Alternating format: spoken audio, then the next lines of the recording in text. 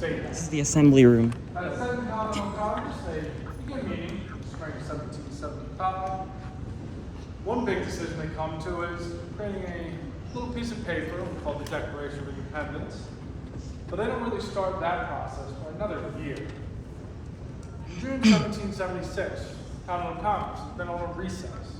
Now all the colonies have gathered back in here. Only Virginia has been working on something back home.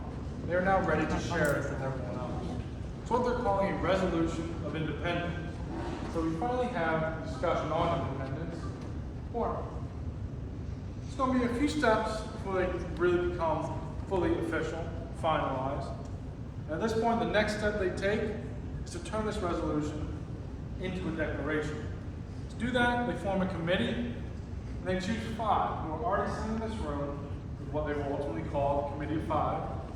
And they are representative of our regions we have in play. So New England colonies can look to John Adams, Massachusetts, Roger Sherman, Connecticut, for representation in this committee.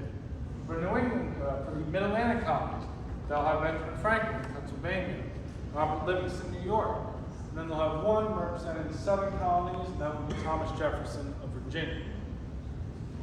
Congress wants and expects a finished version of this declaration on their desk by the 1st of July, the following month. And at this point, it's given them a little over 2 weeks to complete this task. And they are able to. They even finish up early. By June 28th, we have a version of the Declaration of Independence written out. They will present it to Congress on the 1st of July, but not until the following day, July 2nd, will they put it to the official vote. And we'll see who's in favor of independence, who's not. The final tally, 12 colonies in favor, severing all ties with Great Britain. 0 against.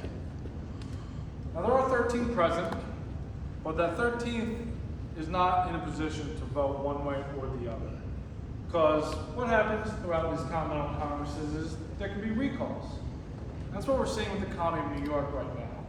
A new delegation has been formed, they're being sent down, word arrives shortly before these votes to the colonists here in New York that they can't vote.